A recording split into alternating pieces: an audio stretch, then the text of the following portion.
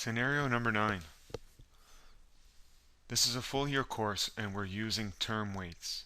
So basically we're giving the first semester a certain weight and then we're resetting our marks starting back in January and giving the second semester another set of weights. So the marks are not cumulative. Now in this case I'm just using 50% for the first semester and 50% for the second semester. You could be 60-40, it doesn't matter. But this is what I'm using for this example. Let's take a look in Gradebook. So in Gradebook I would be going to Grade Setup. Now I'm going to start with F1 because it's a full year course and we're using term weights. So I'm selecting F1 and it's term weights.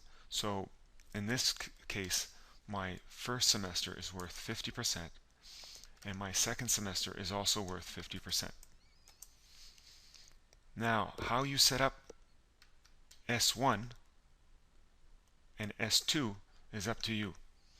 You can look at this tutorial, look at scenario 1, 2, and 3, which are semester courses scenarios.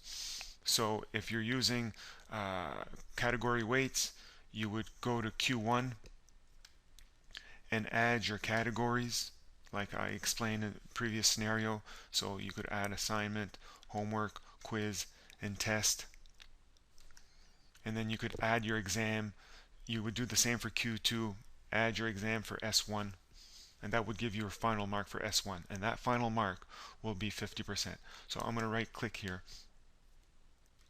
I'll add the weights first. So this was 10, homework was 5, quiz was 20, and test was 35. I'm going to copy this. So I'm going to copy Q1, I'm going to copy it into Q2, and also copy it into S1. Hit finish. And in S1 I would add another category, which is my January exam. Click OK. And here I can give that exam, it's worth 30%. And so my S1 is cumulative marks using category weights with an exam. And that S1 final mark will be worth that 50% of F1. You can do the same in S2.